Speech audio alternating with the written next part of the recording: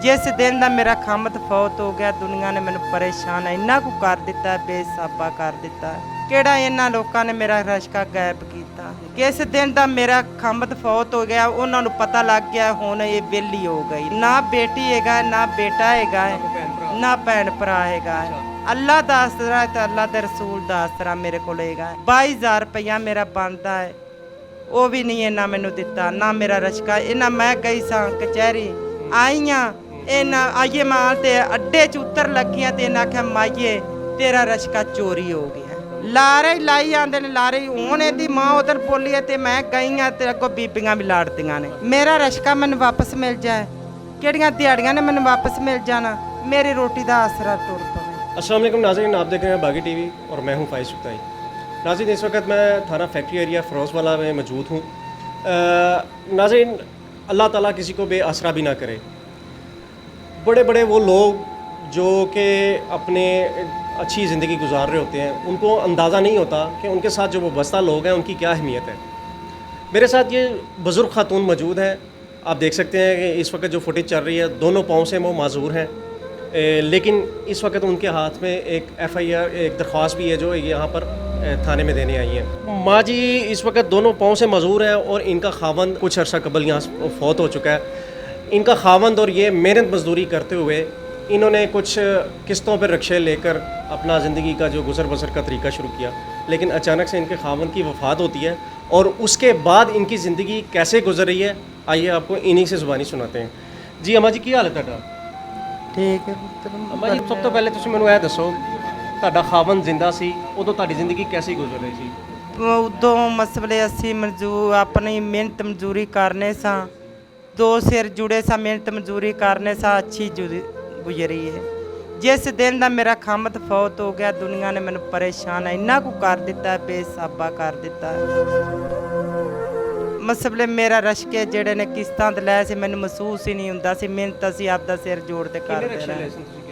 ਮੇਰੇ ਰਸ਼ਕੇ 3 ਸੀ ਤਿੰਨਾਂ ਚੋਂ ਇੱਕ ਵੇਚ ਤੇ ਮੈਂ ਇੱਕ ਦੋ ਕਿਸ਼ਤਾਂ ਦੇ ਗਏ ਸੀ ਇੱਕ ਰਸ਼ਕੇ ਦੀ ਕਿਸ਼ਤ ਫਰਕ ਕੀਤੀ ਏ ਇੱਕ ਕਿਸ਼ਤਾਂ ਦਾ ਰਸ਼ਕਾ ਇਹ 7 ਕਿਸ਼ਤਾਂ ਰਹਿੰਦੀਆਂ ਨੇ ਕਿਹੜਾ ਇਹਨਾਂ ਲੋਕਾਂ ਨੇ ਮੇਰਾ ਰਸ਼ਕਾ ਗਾਇਬ ਕੀਤਾ।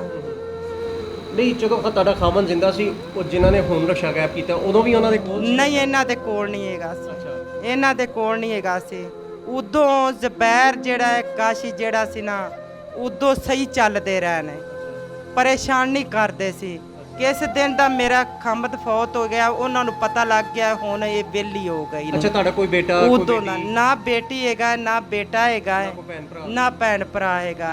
ਅੱਲਾਹ ਦਾ ਆਸਰਾ ਹੈ ਤੇ ਅੱਲਾਹ ਦੇ ਰਸੂਲ ਦਾ ਆਸਰਾ ਮੇਰੇ ਕੋਲ ਹੈਗਾ। ਇਸ ਵਕਤ ਮੇਰੇ ਕਰੀ ਨਾ ਕੋ ਆਟਾ ਹੈ ਨਾ ਕੋ ਦਾਣਾ ਕੁਛ ਹੈ ਨਹੀਂ ਹੈਗੀ। ਇਸ ਵਕਤ ਇੱਕ ਟਾਈਮ ਖਾਂਦੀ 3 ਟਾਈਮ ਮੈਂ ਖਾਂਦੀ ਨਹੀਂ। ਇਹ ਮੇਰਾ ਆਸਰਾ ਬਣਿਆ ਸੀ ਰਸ਼ਕਿਆਂ ਦਾ। ਇਹਨਾਂ ਤੇ ਮੈਨੂੰ ਆਂਦੀ ਸੀ ਦਿਹਾੜੀ ਤੇ ਮੈਂ ਆਪਦੀ ਪਕਾ ਚੁੱਲ੍ਹਾ ਤਾਪ ਬੈਣੀ ਸਾਂ ਖਾ ਬੈਣੀ ਸਾਂ।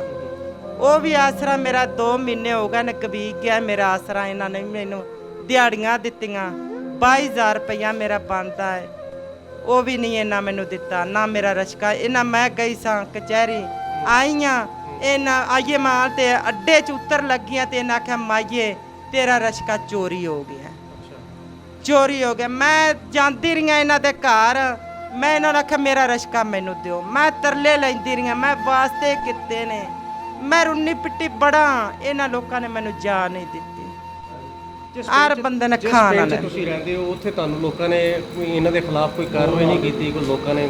ਇਹ ਰਸ਼ਕਾ ਆਪਣਾ ਇੱਥੇ ਆਪਣਾ ਫੁੱਲਾਂ ਵਾਲੇ ਚੌਂਕ ਉੱਥੇ ਰਸ਼ਕਾ ਗਾਇਬ ਸੀ ਇੱਥੇ ਸ਼ੋਰੂਮ ਤੇ ਆਪਣਾ ਰੈਂਟ ਤੇ ਖਿਲਾਰਦੇ ਸੀ। ਜੀ ਤੁਸੀਂ ਉਹਦੇ ਨਾਲ ਰਾਬਤਾ ਨਹੀਂ ਕੀਤਾ ਜਿਹਨੂੰ ਤੁਸੀਂ ਰਕਸ਼ਾ ਦਿੱਤਾ ਹੈ ਉਹ ਕੀ ਕਹਿੰਦਾ ਤੁਹਾਨੂੰ? ਉਹਦੇ ਨਾਲ ਰਾਬਤਾ ਕੀਤਾ ਹੈ ਮੈਨੂੰ ਲਾਰਾ ਲਾਉਂਦੇ ਨੇ ਕਦੇ 20 ਦਿਨ ਲੈ ਲੈਂਦੇ ਨੇ ਕਦੇ 10 ਦਿਨ ਲੈ ਲੈਂਦੇ ਨੇ ਕਦੇ 5 ਦਿਨ ਲੈ ਲੈਂਦੇ ਨੇ। ਇਹ ਹਿਸਾਬ ਮੇਰੇ ਨਾਲ ਇਹਨਾਂ ਕੀਤਾ ਹੈ। ਹੁਣ ਕੀ ਕਹਿੰਦੇ ਨੇ? ਲਾਰੇ ਹੀ ਲਾਈ ਜਾਂਦੇ ਨੇ ਲਾਰੇ ਹੁਣ ਇਹਦੀ ਮਾਂ ਉਧਰ ਬੋਲੀ ਹੈ ਤੇ ਮੈਂ ਗਈਆਂ ਤੇ ਅੱਗੋਂ ਬੀਬੀਆਂ ਵੀ ਲਾੜਦੀਆਂ ਨੇ ਉਹਾਂ ਦੀਆਂ ਲੂਣ ਕਿਹੜਾ ਤੇਰੀ ਤਲੀ ਤੇ ਰੱਖ ਦੇਗੀ ਸਾਡੇ ਕੋਲ ਕੀ ਲੈਣਾ ਹੈ ਜੂ ਡਾਢਾ ਕਰੇ ਨਹੀਂ ਤੀ ਜਾਤ ਤੇ ਕਿੱਥੇ ਮਰਜੀ ਭੱਜ ਲੈ ਕੀ ਕਰ ਲੈਣੀ ਸਾਡੇ ਕੋਲ ਕੁਛ ਨਹੀਂ ਤੂੰ ਲੈਣਾ ਅੱਗੋਂ ਬੀਬੀਆਂ ਇਹ ਧਮਕੀ ਦਿੰਦੀਆਂ ਨੇ। ਅੱਛਾ ਤੇ ਇਸ ਬੱਚੇ ਦਾ ਭਰਾ ਹੈ ਵੱਡਾ?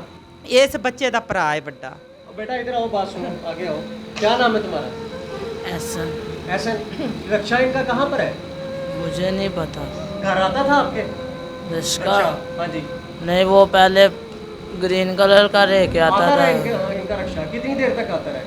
मैंने हफ्ता ही देखा, उसके बाद नहीं मैंने। आखिरी बार कब देखा था?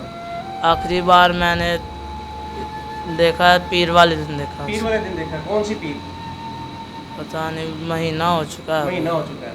तो क्या लगता है कहाँ पर गया रिक्शा? पता नहीं, मैं जब काम से घर आया था वो कह रहे चोरी हो गया रिश्का उधर से। अच्छा नाजरीन, ये सारी सूरत हाल है। इस वक्त अम्मा जी के साथ कुछ मोहल्लेदार इस बच्चे को लेके आए हैं थाने तक, और सूरत हाल ये है कि अम्मा जी का आगे पीछे कोई आसरा नहीं, ना इनको कोई पूछने वाला है। और मोहल्लेदार जब इस बच्चे को साथ लेके आए हैं अपने कि चलो थाने जाके थोड़ा सा प्रेशर डलवा के तो काम करवाते हैं। और सूरत हाल ये है कि अब जो जिनके ख़िलाफ़ अम्मा जी दरख्वास्त लेके आई हैं, जिन्होंने इनका रिक्शा चोरी किया है, मुबैना तौर पर अम्मा जी का यही कहना है, वो बाकायदा तौर पर अम्मा जी को फ़ोन करके धमकियाँ लगा रहे हैं कि तुमने हमारा बेटा अगवा कर लिया। अम्मा जी की तुसी चाहते हो हुण तुसी कल्ले हो मेरे- आसरा हो ते की चाहते हो हुण की होवे? मेरा रिश्का ਮੈਨੂੰ ਵਾਪਸ ਮਿਲ ਜਾਏ, ਕਿਹੜੀਆਂ ਦਿਹਾੜੀਆਂ ਨੇ ਮੈਨੂੰ ਵਾਪਸ ਮਿਲ ਜਾਣਾ, ਮੇਰੀ ਰੋਟੀ ਦਾ ਆਸਰਾ ਟੁਰ ਪਵੇ। नाजरीन, ये सारी सूरत हाल थी आपके सामने। इस वक्त इस वीडियो बनाने का असल मकसद ये था कि एक तो अम्मा जी को इंसाफ मिल जाए, दूसरा ये माशरे के अंदर इस वक्त जो हमारे जो डिजिटल माशरा है, व्हाट्सएप का माशरा है, फेसबुक का माशरा है, इस वक्त ख़वातीन हमारी माएँ बहनें बेटियाँ अपने घरों में हर वक्त अपने खावंद की नाशुक्री करती नज़र आती हैं, खुश नहीं हैं। लेकिन ये ज़िंदा मिसाल है कि अगर आपके सर पे आसरा नहीं है तो इस औरत का हाल देख लें, जो एक अच्छी ज़िंदगी, नॉर्मल ज़िंदगी गुजार रही थी और अब किस कैफियत में ज़िंदगी गुजार रही है।